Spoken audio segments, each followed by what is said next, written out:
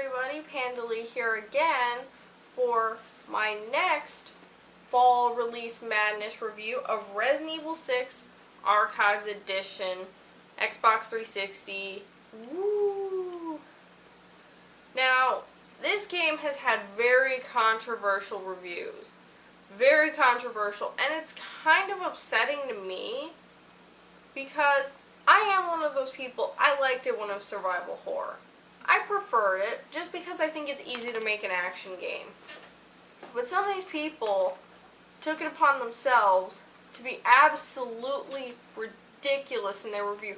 Oh, it's not survival horror anymore. Oh, it has more quick time events. Oh, Leon isn't blonde anymore. Oh, this. Oh, that. Oh, it is an Asian. 1 out of 10. Which to me is complete and total crap. Because if we're really going to go the route of giving it a bad review because it's not survival horror, we had since Resident Evil 4 to bitch about it. And now that we haven't bitched about it enough, now we're stuck with it, whether we like it or not. I don't mind the action route. I just would have preferred if they'd stayed survival horror simply because they would have probably attracted an untapped market. It's very easy to be an action game these days. How many survival horror video games are there anymore? I'll give you a minute. Yeah, not that many. There's way more action games than there are survival horror, so I thought if they'd stay that route, they probably would have been really successful with it. But hey, they switched to action, that's their choice. Half the people that worked on the original Resident Evils aren't even there, so it explains the action route. But hey, it happens. Stuff happens, but that's not the point. It received controversial reviews for various things. Half of them weren't even valid points, if you ask me. Like, you don't rate a game 3 out of 10 because it has a lot of quick time events. Yeah, it's caused unnecessary dying for me and a few other people, but really, 3 out of 10 over quick time events? Really? Really, bitch? GameSpot. Oh, I had a massive anger tweet about GameSpot. But anyway, on to the actual review. Resident Evil 6. The Archives Edition I got came with Code Veronica, 4, 5, and Degeneration of the DVD. I'm going to keep Code Veronica because I don't have it and I might do a future playthrough. Degeneration I'm keeping because I said so. Resident Evil 4 I already own. Resident Evil 5 I already own. So I'm probably going to give those away in a giveaway. I'm not sure when, where, or how yet, but I'm going to do it. So Resident Evil 6, I'm going to rate each individual story because I've had challenges and problems and good experiences with all of them, rather than just rating the overall gameplay and such. The first campaign I played Jake and Sherry's campaign, which took place, I believe, theirs took place first, but it was around the same time as Chris's. Jake, we find out, if you've watched any of the trailers, is the son of Wesker. I don't know when, in his quest for world domination, Wesker got around to banging a chick that obviously produced a ginger child. I don't know. But hey, they don't really specify too much as to who his mom is. I read, apparently someone told me she was like a prostitute, but I read the file on, in the collectibles area. It says she was like, it doesn't say much of who she really is, but it's like she loved Wesker and she became terminally ill and she died, and it was very sad. Very sad, but it doesn't say much as to who, his background and stuff. He's a mercenary.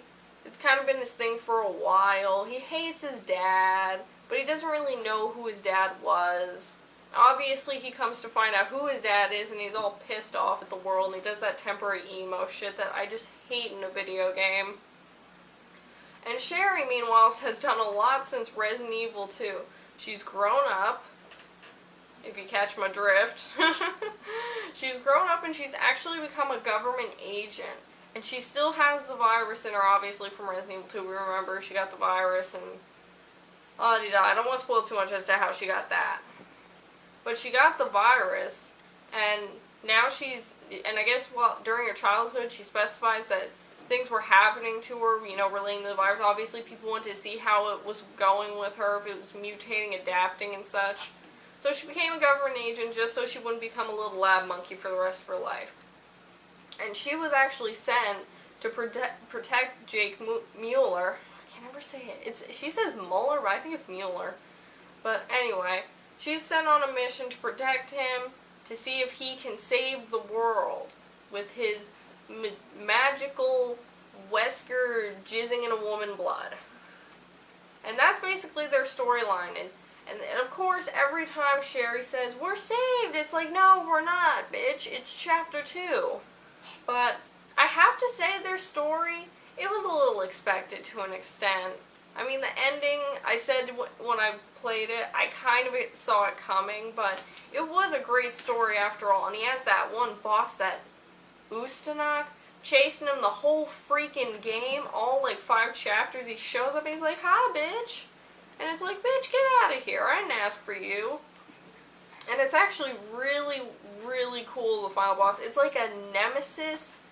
Like, he looks like a cross between Kane from wrestling and Nemesis. He really does look like a cross of both.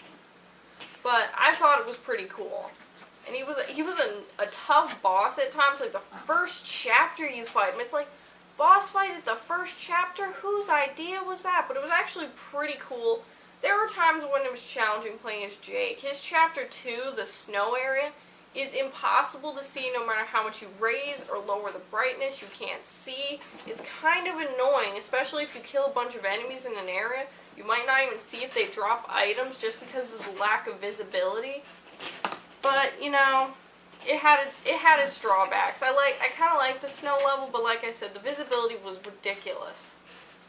And there were ridiculous times that I died just because the quick time events go so fast. And also I'm not familiar with the Xbox controls.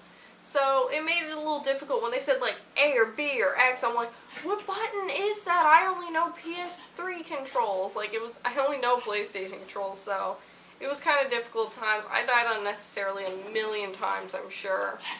But overall, Jake's story I thought was good. I thought it was really good, and I have to say, item drop increase was the best decision I ever made for that game. You will need it. They said in the reviews there was scarcity of ammo. Well, guess what? Item drop increase. It's a skill. It's not that expensive. Buy it. Just buy the skill and get over it. Should they have put in a little bit more ammo by default? Yeah, they should have, but hey. And I got a few of the serpent emblems. Jake's campaign, I actually got like the least amount of serpent emblems overall, but hey, some of them are really well hidden. I'm impressed, Capcom. I'm impressed you actually hit him in a good place. But Jake's story and his ending, I liked it. I thought it was a little predictable at the end, but I thought it was very action-filled, but it wasn't like overly manly testosterone action, you know what I mean? I don't know, maybe Sherry was there to balance it out. But there was a stealth part in the game. Oh my god, that was the biggest pain in the ass of my life. That is the one major gripe I had with this whole campaign, was the stealth. I am good at stealth, believe it or not, unlike Phil. I'm good at stealth. It was just so annoying waiting for one guy to turn around.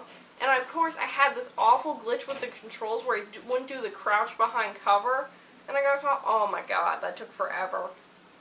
That was just such a bad area to be sneaking in. But overall, it was good. It was good. It was really good. I liked his story. I thought he was an interesting new character. I don't know if we'll see him in future Resident Evils. We might not. Who knows? But the next campaign I played as Leon and Elena, which is actually the last campaign timeline-wise. It takes place like 6 months after Chris and Jake's. But I alternated between the two, and this is where Capcom gave me some serious problems. I like when I have the option of 2 characters, and for the sake of variety, I wanted to make it that both you guys could see both players. Like, I played as Leon and Elena. I alternated between the two, just so you guys could see the variety of their weapons and their melee. But this obviously was a major problem for Capcom, because after a certain point, I'm actually playing a boss fight, and I can't contribute to it. I had to have Leon do the entire boss fight for me because I ran out of ammo, and the only ammo that was spawned in that area was ammo for a gun I never got. I think what happened was, when you play as one character, like I played first chapter as Leon, and then Elena, Leon, Elena, Leon. I think what happened was, when I was playing as Leon, I picked up maybe a gun that Elena didn't, or the AI, I don't think picks up guns unless you, like, pick them up yourself. I don't know, I must have missed a gun and she never picked it up, or the AI doesn't pick up a gun once you get it. But it was super annoying that even though I clearly hadn't picked up this gun, Leon hadn't picked up this gun, I don't think. But it was so irritating to know that, well, I didn't pick up the gun, but they're still going to put the ammo for that gun there anyway. What the hell was the point of that? If I don't have the gun, I'm not going to have any use for the ammo. Hence, why the fuck are you putting it there? I couldn't do an entire boss fight. And I'm not going to lie to you, that really pissed me off. I didn't spend over $60 to not play my character during a vital boss fight, Capcom. That's a reason to give it a shittier review. Not a shitty review, but damn, you lost some points with me on that. But their campaign was really cool. I liked theirs. It was a nod to survival horror. Was it survival horror? Not really.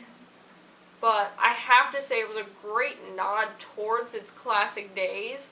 And I was really impressed that they actually did try to make it its form of glory. Obviously, it will never be what it was. But I'm okay with that at this point. I mean, I've had since Resident Evil 4 to bitch about it. But I thought it was a great nod. The story was really good. There were twists and turns I did not expect to happen. And I thought it was a great campaign. I liked the ending. The ending was kind of silly at the end. They had it was like, oh, this is a good ending. And then at the last minute they slipped something silly in there. And it was good. I liked it. I liked the bosses in that one. They weren't ridiculously hard. They had points where they're being assholes and they wouldn't let me get the hell up off the ground so I could kill them. But I thought the story was great. The bosses were great. I think of, like, the 3 campaigns, that one was my favorite. I have to say that was my favorite. But before we get into that, let's move on to the Chris campaign, which was the final campaign I did. Him and his partner, Piers. No Sheva or Jill this time. I don't know where Jill is in relevance to this game. I'm not sure. But wherever. I don't blame her if she retired. I mean, she's had such a shit run. I wouldn't blame her. But I have to say, Chris's campaign was my least favorite, and this is why.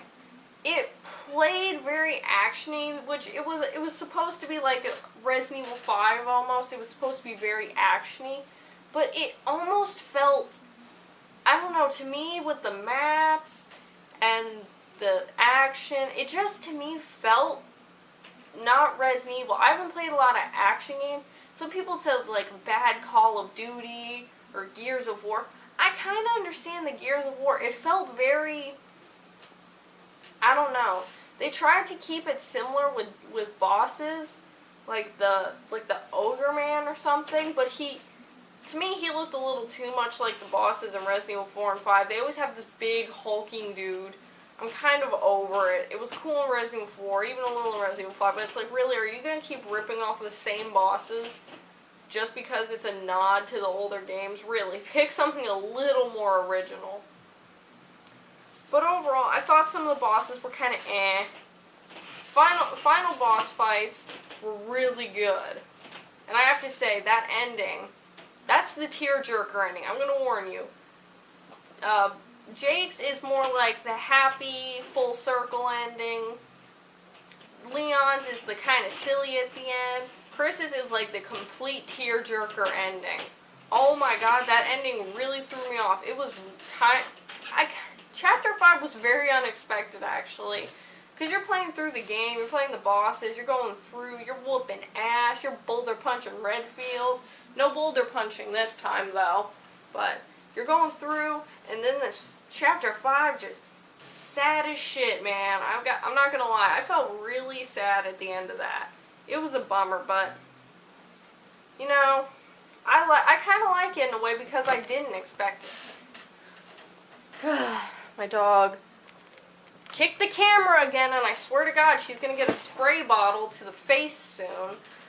But anyway, I liked the Chris campaign a lot just for the ending, though. I didn't like the other parts of the game. The action, I don't know, it didn't feel Resident Evil to me. The action just was ugh for me. And I didn't like that. And Piers, I get his character. He's a little hot-headed, kind of like a younger Chris. But frankly, I don't need him and his little freaking swooshy hair bitching at me every 5 minutes about jack shit. Like every cutscene after chapter 1, he's bitching about a decision Chris made or something he did, or it was just ridiculous after a while. It's like, okay, we get it. You're pissed. I know you respect him, but really, I don't need your pissy attitude. If you weren't willing to sometimes deal with his bullshit, you shouldn't have joined. Like, let's be honest. In the real military, if he bitched that much to his commanding officer, whether he was right or wrong, he would have gotten his ass kicked out.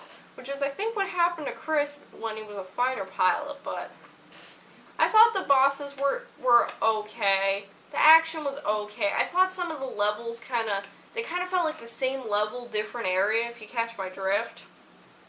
But, I thought the ending was really good. It definitely made up for the fact that the whole campaign of it was But then we go on to the Ada campaign, which was actually the bonus campaign for beating the first 3. The fourth Ada campaign, that's like required. I'm serious. It ties up so many loose ends. Any questions you had are answered. And that's what I love about it. The first chapter was really annoying because you had to go through with stealth. Otherwise you were completely fucked and you'd pretty much have to start over. But I thought it was great. I loved her campaign. Her campaign had the right amount of action. She did crossovers with several of the other characters. I think she actually had a chapter where she was pretty much in the same area as all the other characters. It was great. It answered questions. Of course, every fight that you saw like Ada in was actually in the chapter. Chapter 1 took a while because it was stealth, but chapter 2, 3, 4, and 5, they kind of went through pretty fast, but it didn't feel like they were rushing it. It felt just like you were so into it, you were just going through it. It was great. It was my favorite campaign, then Leon's, then Jake's, then Chris's. Her campaign was just awesome to me. And she has her own little story. Of course, they don't reveal too much because, you know, she's Ada Wong. You don't even really know that much about her. But, oh my God, it was a great story. I liked the ending. It was awesome. A little disappointed in the facial features of Ada. She doesn't really look Asian anymore. And that kind of weirds me out because I thought her Resident Evil 4 face was actually pretty good. Because she's Chinese American. She had the eyes. And her mouth was a little more, like, fuller, and I don't know what they did to her this time. She doesn't look Asian. And I don't really like her voice actor as much as the one from Resident Evil 4, but to each his own. I thought her campaign was pretty awesome. I liked the bosses she fought. I liked just the enemies. I liked the atmosphere. I like that you get to use the grapple gun in her campaign. I love her grapple gun. Now, of course, you can't freely shoot it. There are obviously areas where you have to use it, but it would be kind of cool if they made a game where you could be like Batman, just freely shoot it around the map. That would be so cool. But hey, that's maybe Capcom's next game, or 50 games later. But overall, the stories, I like the story modes overall. I think they were definitely worth playing, at least once. You can replay them again, obviously, as a different character on a different difficulty. Maybe get the serpent emblems if you missed any. Just, you know, it does have replayability. Obviously, though, if you didn't like the campaign the first time, you're not going to want to replay it. But I liked it. But it did lose points with me because, like I said, Leon campaign, I couldn't play a boss fight. What the fuck, Capcom? Seriously. But there were other modes, Agent Hunt mode and the Mercenary. Agent Hunt mode, I played off camera, and I can say the same thing Phil said. It's awful. You get randomly thrust into a match. Literally, the last decision you make is deciding to play Agent Hunt. The only option you have is quick match, pretty much.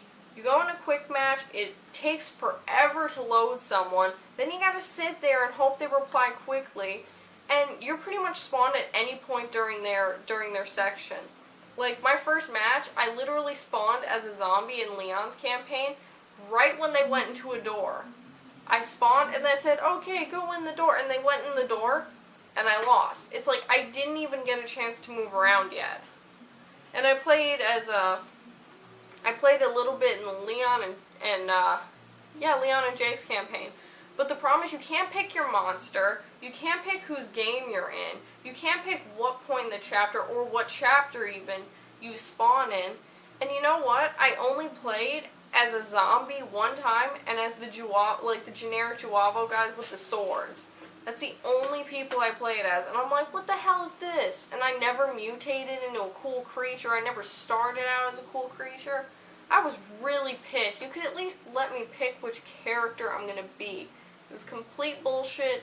It was a great idea, Capcom, but you must have rushed through that shit on your lunch break, because that was the most awful piece of shit I've ever seen you guys do. And you guys have done some shitty games and shitty game modes, but that was awful. Put more thought into it. Make the controls a little easier. Let us pick at least whose game we go in or the character we play as. Seriously, that was just inexcusable in this day and age to have a game mode like that. Mercenaries, on the other hand, I loved it. It is great fun to play with your friends.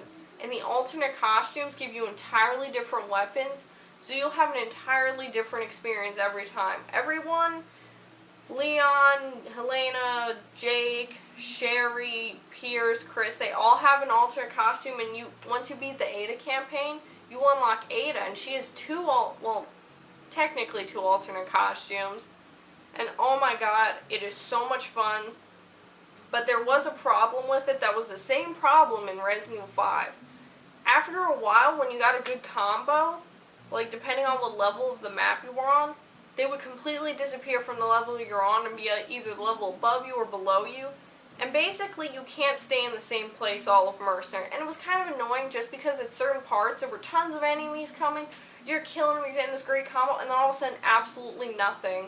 And you lose your combo just because you're trying to run up to the upper level. And there weren't as many timers to add time as there were in prior games, which I thought was a little weird, but I could have used a few more like timers in some maps. Some maps I think are easier too, like the mining area that was from Jake's campaign. I thought that one was super hard. It's a huge map. It's very dark and confusing. But then there was the really small Urban Chaos one from Leon's campaign. Then there was Steel Beast from Chris's campaign. And also, if you pre-order, you get the Catacombs, which was in Leon's campaign. I like the Catacombs the most. But Steel Beast, I think, actually might be the easiest one, just because it's a small map contained in 3 levels. It might be the easiest if you want to unlock the next alternate costume. I recommend that one. I can't recommend the Mining Depths, I believe it is, the Jake one.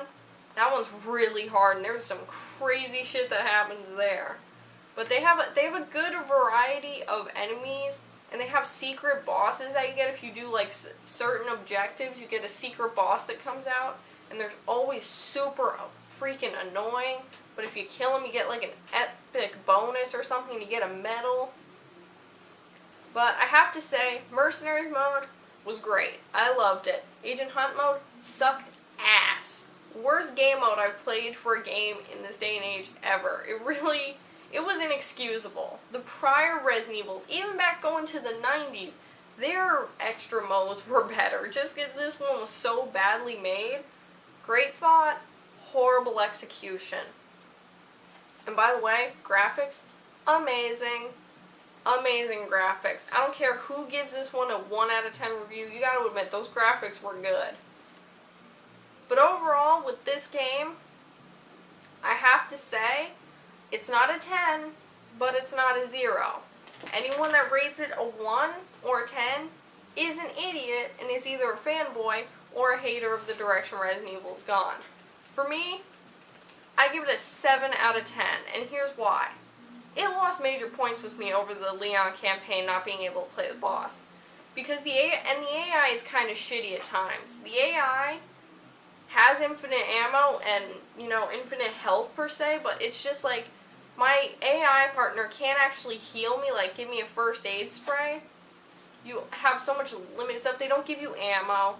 It's not that they did it before, really, in Resident Evil 5, but it would have been kind of nice if they every now and then, like, for that boss fight, would have been like, oh, you need ammo, take this, and they hand me, like, 10 handgun bolts. It would have been nice. But, and not having ammo to fight a boss, that was really pissing me off. That lost points with me. In Agent Hunt mode, that was awful. But there was tons of gameplay. It's like, what, 30 hours of gameplay? It's a lot. So you're definitely paying for a lot of gameplay. It's not gonna be like a quick 5-hour game. Like, it was just great with how much gameplay there was. At times it felt the chapters were a little long though. Like you thought, oh, here, we can end the chapter here. But then it's like, nope, don't end the chapter here. You got 2 more maps to go. If they divided into sections, it would have felt a little less run-on for me. So that was my problem, and then Agent Hunt mode was awful, but Mercenaries was great. The stories of the campaigns were pretty good. Ada and Leon's campaign I recommend the most. I thought the graphics were awesome. The Serpent Emblems were actually kind of cool and pretty challenging, so I think it's definitely worth playing. Now, if you're not really a Resident Evil fan, if you're not a fan of like the old Resident Evils, you might only like Leon's scenario of all of them. You probably won't like anyone else's. Leon's scenario is a nod to the old days, while Chris's is like a pretty much Resident Evil 5 all over again type gameplay. You get that feeling. So, whether you're a fan of the new ones or the old ones, I definitely recommend giving this a try. It may not be survival horror, it may be a little too actiony, but I definitely think that after it chose to go in the action direction, they're trying their best to keep it to a certain degree of action. I think they realized punching boulders was a little stupid even for them. So it's definitely more realistic per se in a video game. There's no boulder punching, I believe. But 7 out of 10, I believe that's a fair review. 6.5 if you're not really a fan of the action, just because you'll want to play, like I said, if you're a fan of survival horror, you'll want to play Leon's campaign. And just, you gotta be careful with that AI. You gotta be careful. The AI will fuck you over. And I recommend if you're playing the single player, please, for the love of God, just pick one character. Don't alternate between them. The AI has a problem. Well, the AI has a problem to begin with. The AI is not that great, but make sure you play as one character just so you get all your weapons before playing as another. And if you play co-op, this game will be so much better for you, I promise. But that's it. 7 out of 10. Definitely try it. If you don't like it, just return it. Because I think it was definitely worth playing. And to everyone that thought it was a 3 out of 10, GameSpot, why exactly did you give Resident Evil 4 a 9.5 out of 10, huh? Yeah, just saying. I think it's worth giving it a shot. Don't write it off because of game reviewers. They have completely stupid reasons for giving these games the lowest scores that they did. I read some of them. They're shit. Watch my playthrough. Judge for yourself if you think it's going to be worth it. QuickTime's annoying, but once you get used to it, it's a really, really fun game. It has a really awesome story. Okay, that's it, everybody. That was probably a longer review than I normally had, but Panda here, signing off. Play this game, and I think you guys will really like it. Thanks for watching.